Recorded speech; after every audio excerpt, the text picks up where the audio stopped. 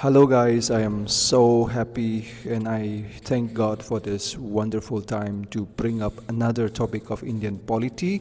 This is a very interesting part of Indian polity. We are going to discuss on constitutional status of the state of Nagaland as maintained or recognized under Article 371A of Indian Constitution. The day after the conversion of Jammu and Kashmir from a very powerful state into a union territory since 5th August 2019, the state of Nagaland presently maintains a very special, unique and unparalleled federal relations with the central government of India.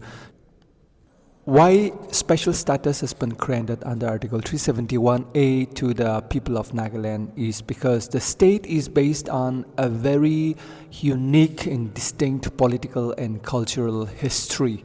So Article 371A wants to preserve and promote those political and cultural structures of Nagaland, which are quite very unique. So it has high respect for those practices. And the important is also that the state is a tribal inhabited state, so where political structures and governing is basically performed by village councils since time immemorial. We don't know when and how did all these governing institutions happened.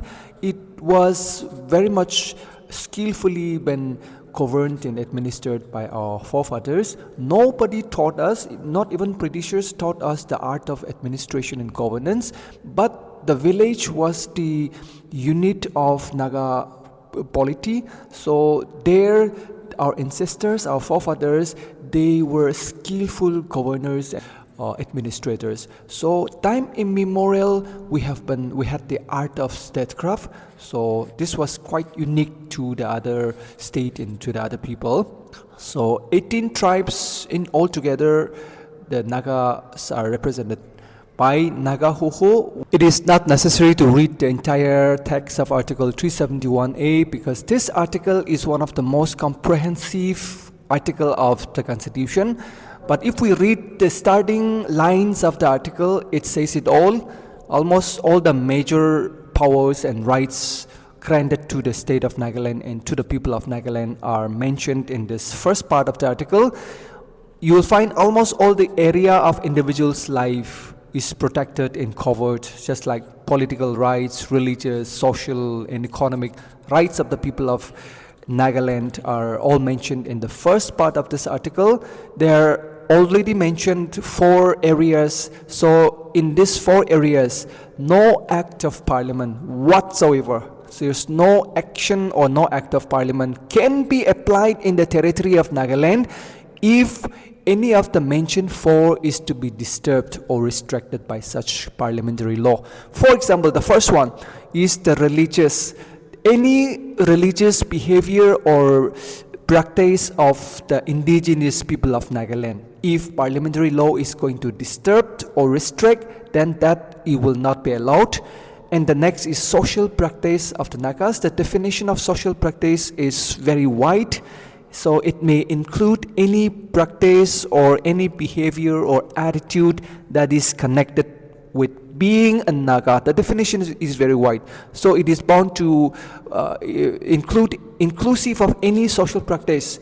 If such practice are to be undermined by the Act of Parliament, then it will not be applied. That is what article wants to maintain. The second one is about there is a huge respect been given by Article 371A of the Constitution to the Naga customary law and to its entire procedure of that customary law. So this is an absolute right been given to the people of Nagaland to maintain, preserve and promote their Naga customary law and its custom. So what is Naga customary law for that matter? Naga customary law is and successfully it was transferred from one generation to the next generation from our ancestors. And these are social rules or traditions, and we can even say these are norms practiced by Naga tribe Naga family, Naga people, these rules governs our daily life, starting from the marriage to the inheritance to the solving of dispute, and the list goes on. So these are all, it is all there in custom oriented. So Naga customary law and its procedures, if Parliament law is going to interfere in that, then we have the option of not exercising parliamentary law, but we can have the power, we can have the absolute right to maintain, preserve, and promote our own custom instead of Indian parliamentary law. Now, the next, number 3, rights and power under Article 371A is the administration of civil and criminal justice. So preference is given to the Naga customary way of dealing with criminals, with the civil or criminal justice. One example is the criminals are charged in kind, not in cash. So depending on the nature of the crime, the criminals are sometimes charged pig or cow, depending on the nature of the crime. So this is absolutely our power, our right. No act of parliament is going to deny or restrict this, our customary way of dealing with criminals. So that is, this is our absolute right. And the next is the ownership and transfer of land. See, in context of Nagaland, this is a unique also, that the ownership of land is community based. You go to Mogokchong, the entire Ao people have the owner of the land. You go to Wokha, it's Lota, Zunipoto, it's Sumi.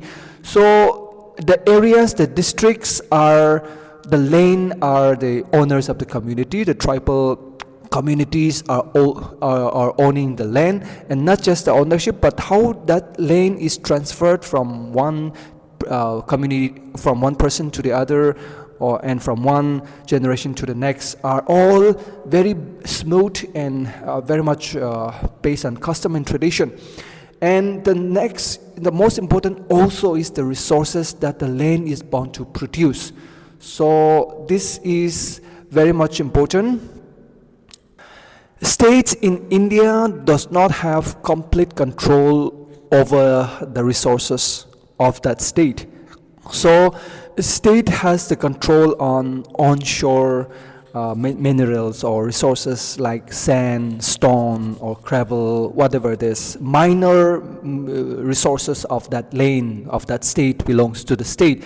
But the offshore or the major minerals, just like petroleum, iron, coal, these are controlled, interfered, and these are regulated by central machineries, ensuring national interests in the usage of these resources.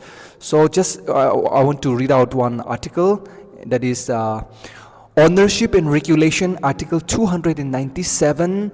All lands, minerals, and other things of values underlining the oceans within the territorial waters, continental shelf, or exclusive economic zone of India are vested in the Union central government.